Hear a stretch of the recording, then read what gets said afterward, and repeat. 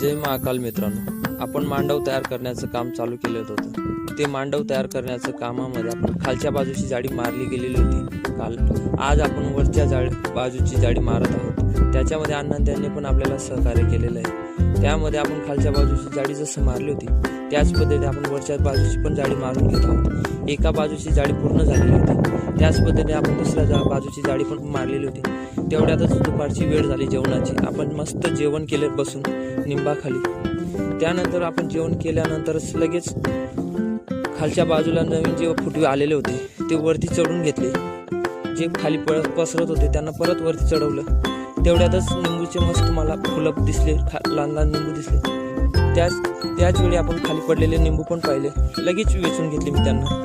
मस्त त्यांना जे पिवळे निंबू होते ते वेचून घेतले, मस्त बाल्टीत टाकून घेतले. त्यानंतर आपण घरी घेऊन जाण्यासाठी पिशवीमध्ये पॅक करून घेतले. पिशवीत पॅक करून मस्त घेऊन चाललोय आपण त्याला घरी.